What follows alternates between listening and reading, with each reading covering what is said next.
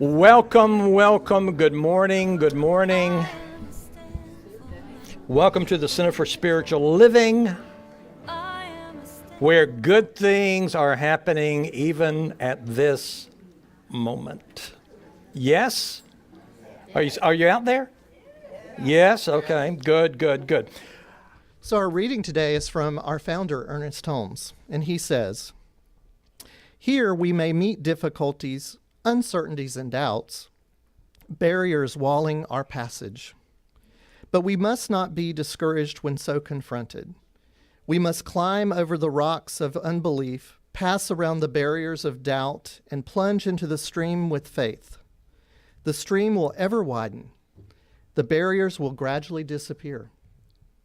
Though we walk through the plains and valleys of indecision and doubt, the stream will still carry us back to the ocean of our being." Okay, so what's our title? Reverse financial adversity. If you look up the word adversity, it's a really positive word. It means things like hardship, distress, difficulty. Do you hear an amen? Yeah. In the original, going back into the Latin, it means opposition. It means hostility. And so here it's connected to financial. And we could talk about it in a lot of different ways, but that's what it means. And the first thing that comes to my mind, not that it's in my notes, but the first thing that comes to my mind is your identity. Your identity and my identity, because your identity and mine too is far above any hardship, any difficulty, any distress, any opposition, any hostility. Now, we have lesser identities, and then we have the greater identity. And so we want to, as we talk about this topic, we want to especially move into a higher identity, a greater identity. By that, I mean maybe you're a plumber, maybe you're a physician, maybe you're a banker, maybe you're, we could go on and on with that. And so those are nice identities and lesser identities. The big identity that you are is divinity. It's no mistake that identity and divinity rhyme. You know that, right? And so your identity is divinity. And if you operate from that basis, it changes absolutely everything. Now, if you're like most people, when it comes to money, you have a relationship. And most people would like to change their relationship that they have with money. They'd like it to be better in some way. Maybe you wish your nest egg was larger. Or maybe you have a sizable nest egg, but you still sometimes worry and wonder if it's going to be enough. Maybe when it comes to making sound financial decisions, you feel like you can't make a decision. You feel like you're in a paper bag and you can't even find your way out of the paper bag. Or it may be that you're paralyzed when it comes to making decisions. You're not sure what to do. And so when it comes to finances, when it comes to our personal money, probably you would experience at least some of the following ideas or words. One would be fear. One could be panic. One could be a feeling that the spiritual and the material have nothing to do with each other. Or maybe you think they do have something to do with each other, but you're not sure how you can fit them together. You may have frustration because a partner, a spouse, or a family member, the way they spend money is just not the way you would spend money, and so it's very upsetting. Even as you think about it right now, you'd like to just set them straight. Now, I've talked to some people that have had a lot of money, and I've talked with people who didn't have very much money at all. I've talked with people that had a huge amount of debt, and there's no doubt that it seems to be more fun to be rich than poor. And most of us, of course, would agree with that. But the truth is, most everybody in one way or the other struggles with money and struggles with how to think of it. And so that's what this talk is really all about, is how do we approach it. And I think most people approach it from the outside in. And of course, our claim to fame here is we want to reverse the process and we want to approach it from the inside out. And that's why I mentioned identity earlier, because you're wanting to approach it from your higher identity in the very beginning. Now, I don't have to do a survey to find out that all of us probably want to be wealthy from an internal perspective, and it would be nice maybe from an external perspective as well. So if you want to make a lasting change in your relationship with money, the first thing that you'd want to do is you would want to do some observation. You want to pull back and you want to bask in the creation that you have. And so you look at your life, how it is set up financially, and you observe that. Because the key is going to be moving inside and then moving out, not moving from out to in, but you want to move from inside out. And you do that by centering yourself in some way and asking certain questions, I think, that can lead you to do exactly that. For example, if I said I'm talking about money, which I've said, how does that feel to you? I mean, does it make you sweat? Does it make you feel nervous? Does it make you feel excited? Does it make you feel happy? And so what emotion is being called for? Maybe you've already gone to your checking account and you're looking at it and you're really sweating at this point thinking, wow, things are going to be bouncing on Tuesday. I don't know what I'm going to do. Or you could be looking at it and feeling quite good about it, and you pat yourself on the back and think, I'm really superior probably to most people that are here. So see, you could be having all kinds of thoughts. So you want to begin by asking what kind of thoughts. If you were thinking of words, which of these words would capture your mood? Worry, struggle, greed, panic, peace, envy, confusion, excitement, frustration. And so what kind of words might come into your mental and emotional domain as you think about money? So the first thing I'm going to suggest is you want to look at it. You want to look at the situation. You don't want to judge it. You don't want to beat yourself up. You don't want to compare yourself to anybody else. To the best of your ability, you simply want to observe and see what it looks like. And then you want to move within and see how you respond to what you're looking at and what it feels like to you. John D. Rockefeller said something like this. Someone asked him, "What do you want?" And he said, "Just a little more." And that may describe you. Now, you would never think of yourself as a greedy person, but maybe as you think about it, you'd like to have maybe a bigger house or a better neighborhood or a different kind of car or maybe some nice shoes or maybe a new hat or maybe a new guitar that you saw 2 weeks ago in a shop, perhaps. Because after all, I've had my guitar since 1970. So that's a long time. Oh, wait a minute. I lost myself for a moment thinking about the guitar. There was a survey done of members of the Forbes 400 richest list. And these individuals rated their individual life satisfaction the same as the Inuit people in northern Greenland and the Maasai in Kenya. Now, those people have no running water and no electricity. So that tells me right away that the way we approach this isn't just based on what's out here, but it's how we feel and think inside. And that is your greatest power.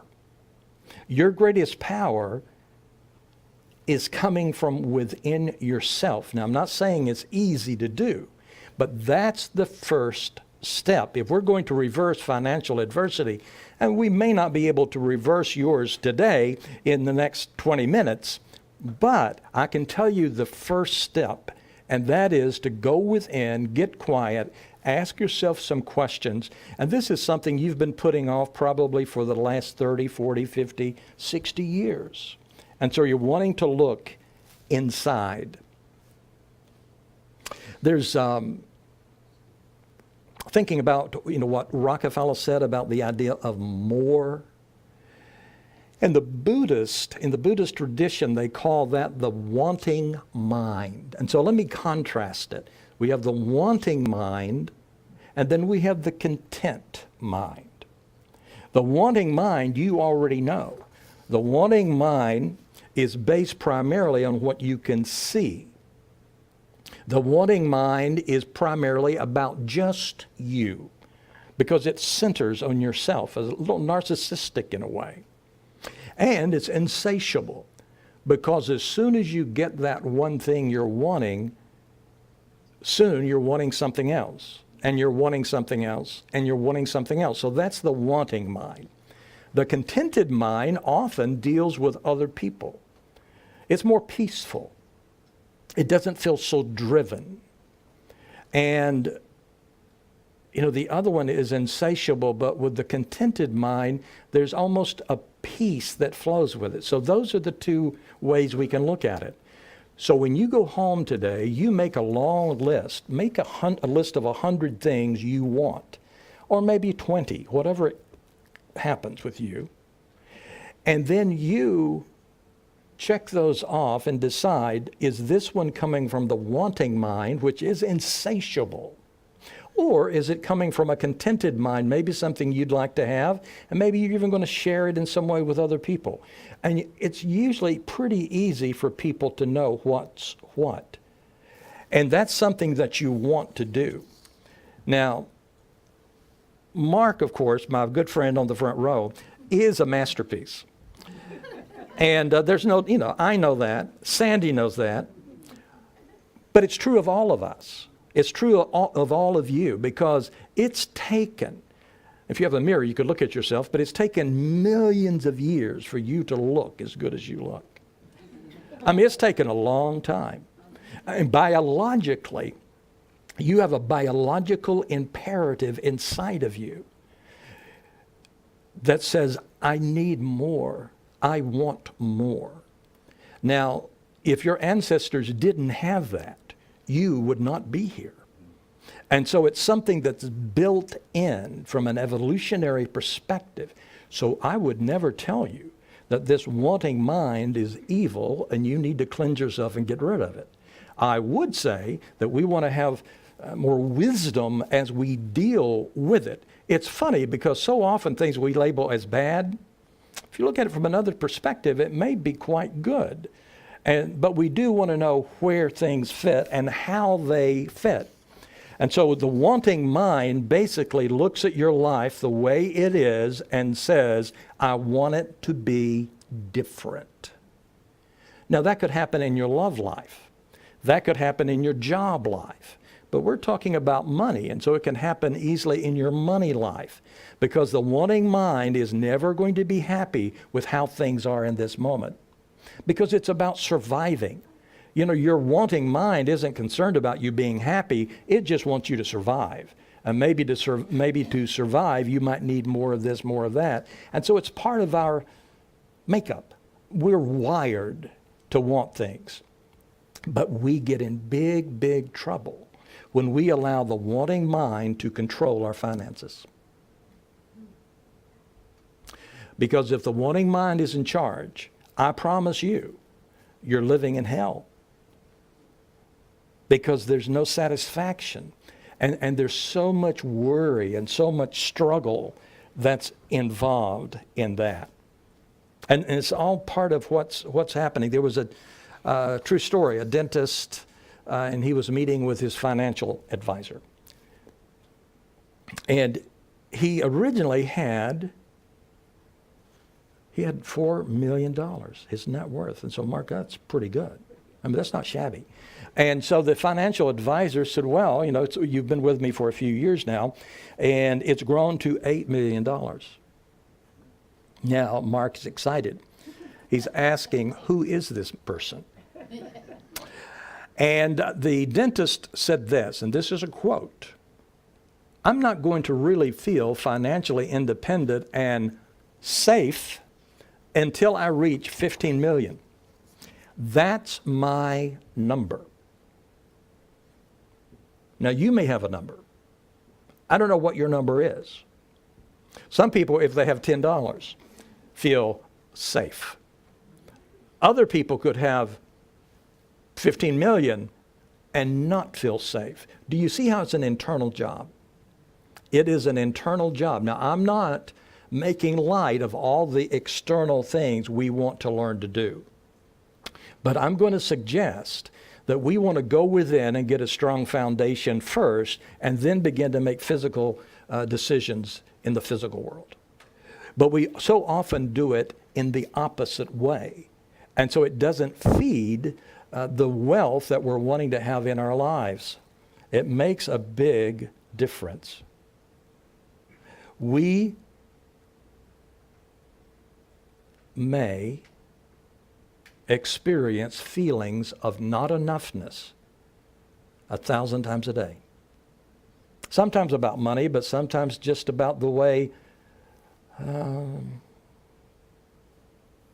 my hair might look. I think, not enough, not enough. Or it could be about how you feel physically. It could be about your job. It could be about your car. It could be about your yard and your grass. It could be about anything.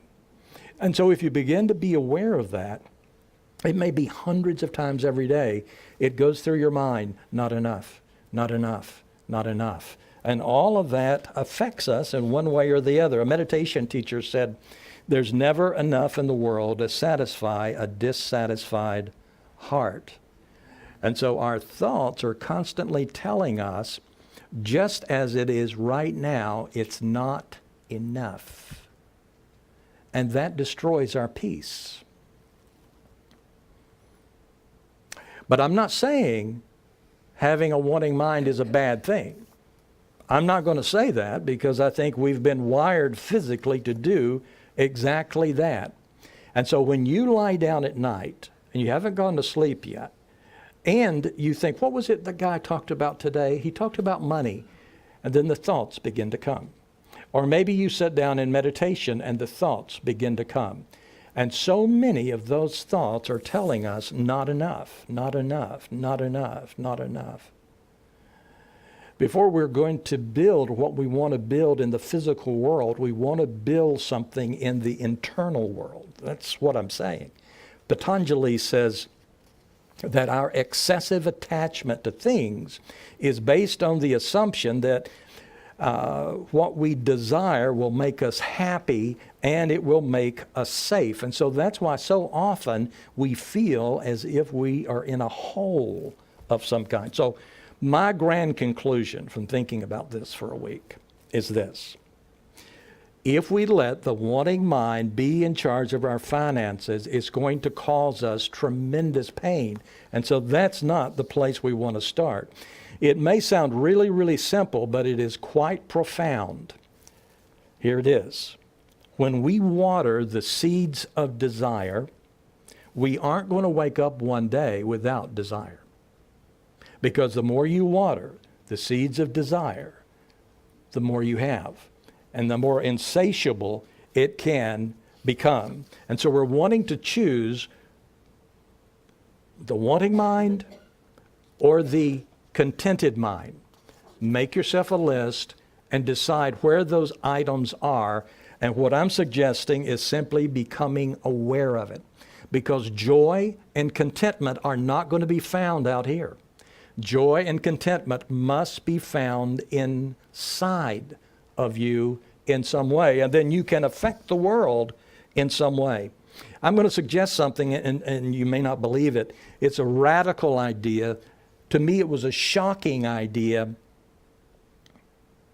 But when the idea came, I thought, well, that's a great idea. So here's the idea. We actually have the relationship with money that our unconscious mind wants us to have right now. Now, you may disagree with that. You may say, well, no, that's not true. I want my life to be totally different. I don't like it at all. I'm not happy. It causes a lot of stress. I'm too short on money. I don't like it. But I'm suggesting that our lives are what they are most likely because of our unconscious mind. It doesn't mean we know it. It doesn't mean we're aware of it. It's unconscious, which means what? It's unconscious. We don't know it. A wise man suggested we get what we think we deserve. That's one you could dance with for a while. We get what we think we deserve. When I was a little boy, my mother had the stove on, and I decided, for whatever reason, that I would go over and touch the hot burner with my finger. I thought, ooh, I bet that would be fun. And so I did that, and I remember thinking, ooh, this is not fun. This is painful. Because all of us are always trying to avoid pain and trying to have pleasure. We're trying to be happy. I thought maybe it would be a happy experience, but it wasn't. Now, I don't know this for sure, but suppose 2-3 days later, because I was a little hard of learning, suppose I think there it is again and it's glowing. Maybe if I try the other hand, it would not hurt. And so I decide to touch it again. And now I've collected 2 experiences. Now I have 2 beliefs. And I bring those 2 beliefs together. And when I rub them together, they become a story. And the story is, stay away from stoves. I tell Mary Pat that. I'd like to cook, but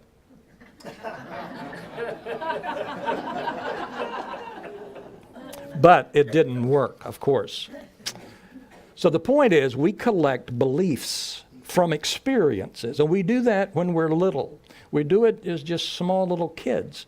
And then those beliefs are clustered together and become stories. But for the most part, they sink into the subconscious. And some of the stories empower us, but some of them don't. They're just generalizations that we make based on what's happening around me. You probably heard your caretakers talking about money at times as a little kid. Maybe you had certain experiences with money as a little kid. I did. And if we aren't aware of those experiences, guess what controls your life? Those experiences do. So what we want to do then is we want to go in and take a look at what's happening. And it's not even that hard to do, because that's what causes us to make the decisions that we so often make. And we may not know why we do what we do, why we think what we think. And so to do that, we want to shine a little light on what's taking place inside. Because if you don't identify your core beliefs about money, if you don't identify those, and if you don't examine those, they are going to run the show. They're out of the limelight. And some of you, sometimes I get, I do read minds, of course, and I'm reading somebody's mind over here. Ed, happy birthday. Ed was thinking, boy, I hope he wishes me another happy birthday. But somewhere over there, someone is thinking, I practice this spiritual stuff. I mean, I've taken foundations, and I practice my affirmations. I practice positive thinking even, adding that into all the spiritual stuff, and my financial life is still needing some reversing. Why is that? Well, there's nothing wrong with you. You're not doing anything wrong. But if you're doing all the affirmations and you're thinking all the positive thoughts, but the foundational core story is saying something else, it doesn't happen. Thich Nhat Hanh said, in our minds we have a basement. And in that basement is full of movies that we collected when we were children. And those movies are playing in there all the time. Even when the guy stands up and says, I'm talking about money today, a movie may have started coming from those beliefs. And so what's interesting is, as the movie plays more and more often, your physical life begins to resemble the movies that are playing. But it's unconscious, so you're not thinking about it. So what I'm going to suggest is take a flashlight and shine on the movie. And it's not going to be that hard to do. And so you shine a little light, and light changes everything. You don't have to have a book with 95 ways to change a belief, because once you see the belief, you will go, oh. And just that observation changes everything. Just knowing changes absolutely everything. So that's what you're wanting to find out. So let me see. I was going to say,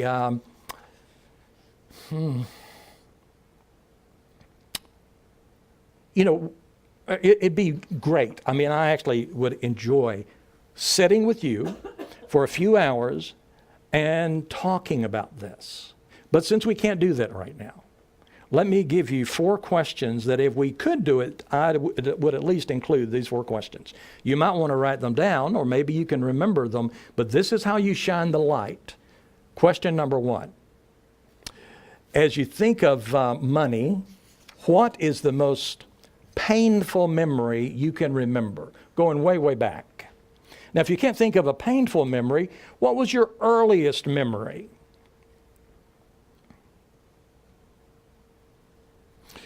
And I won't bother you because of time with some of my early memories, but when I did this, I was amazed at what I found. And it made perfect sense. Looking at my life as the printout of those movies playing inside my head made perfect sense, because I remember what happened there, and I remember what those stories were. And you may do the same thing. Now, when you know what the most painful memory was, or the earliest memory, state it as you would if you were 5 years old. Make it short, like you could put it on a bumper sticker. Like, for example, save money or you may go hungry. That could be one. Or money is for helping other people. Don't be selfish. That was one of mine. My dad said money is the most important thing in life. And I said to myself, I don't agree with that. You see, those little things that happen when we're early on, that becomes part of our psyche. Maybe you said rich people are greedy. Maybe you said rich people are good. Maybe you said money doesn't grow on trees. Maybe you said money doesn't buy happiness. Or maybe you said it doesn't buy happiness, but it sure makes life more fun. So you could have said anything, but you want to know what that is, question 1. So what story did you begin to tell yourself about money as a little kid? Number 2, what is your biggest fear about money? So many people have told me, I'm afraid that I'll become a bag lady or a bag man. You can think of your fear as a beacon, and that beacon is pointing at something unconscious. And that's what you want to know. You want to know what's causing you to tick the way that you do. What's inside? Am I afraid of being poor? Am I afraid of being poor, or am I more afraid of being greedy? Do you see how that would affect your life? And so you want to know what the fear might be. And question number 3, what were you taught was most important about money? Your parents had certain values about money. Now, some of you adopted those values, and some of you immediately rebelled against them. You need to know that. You need to know what you did. And then number 4, when have you been most positively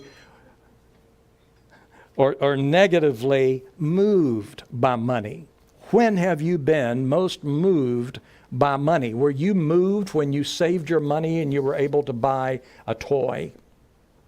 Or were you moved when you knew Mother's Day was coming?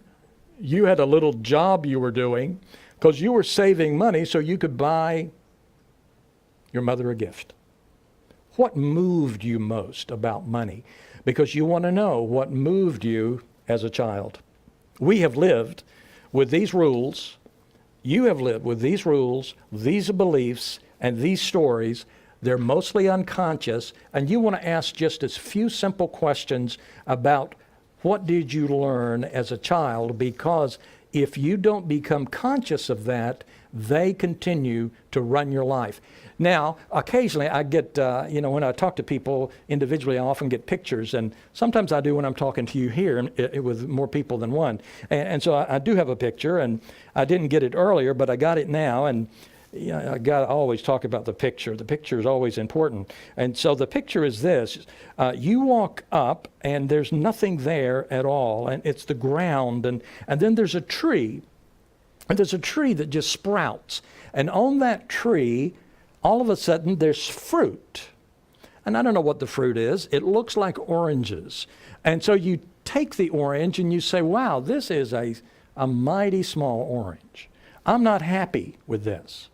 And then you taste it and you say, it doesn't taste very good. It's not tasty at all. I don't like the way it looks. I don't like the color. I don't like the taste. I don't like the size. I don't like anything about this orange. And I don't know, maybe you get a paintbrush and decide to paint it. Maybe you take it and you begin to try to squeeze it so it will look larger. And that's exactly what we do. We look at the fruit of our life and we put all of our attention on that fruit and we try to polish it. We try to clean it up. We try to make it look pretty, taste good. Let me pour some sugar on it maybe.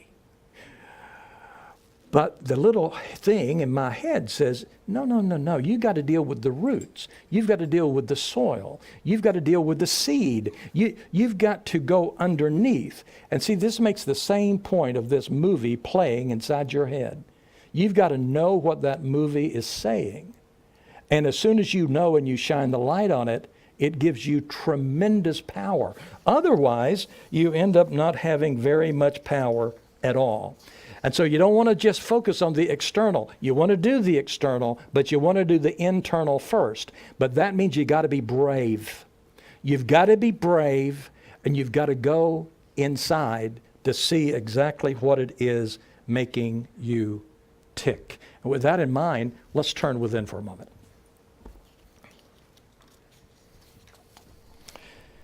So as we turn within, we realize this is going to take some time, maybe not as much time as you would think. But the secret to your joy is going to be inside. The secret to your prosperity is going to be inside. Secret to love is going to be inside. Secret to health is going to be inside. Stop looking at the fruit so much. It's inside. It's inside that counts. And so with the simple act of reflecting, pausing to consider what really is making you tick, will create magic in your life. Adi Shanti said most people are more afraid of living than dying. And I think that's true. And so we want to turn within. And we want to take the fear that's there and put it in a cup and dump it out.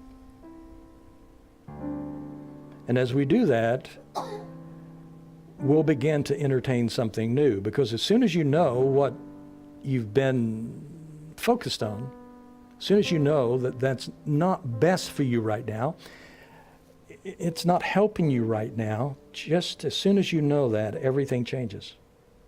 Everything changes. I have a quote here that I want to read to you before we finish the prayer. And the quote is from Carlos Ruiz Zafón. And he said this: one of the pitfalls of childhood is that one doesn't have to understand something to feel it. We feel things long before we have words. And by the time the mind is able to comprehend it and to comprehend what's happened, the wounds of the heart are already so deeply embedded that there's nothing we can do unless we're willing to look at those wounds. Now, that's powerful. So don't be afraid to look at the movie of your life. Go into it. Shine the light. Remember who you are. Shine the light. Remember who you are. Shine the light. Remember who you are. And life is going to be magic. And we say together, and so it is. Thank you very much.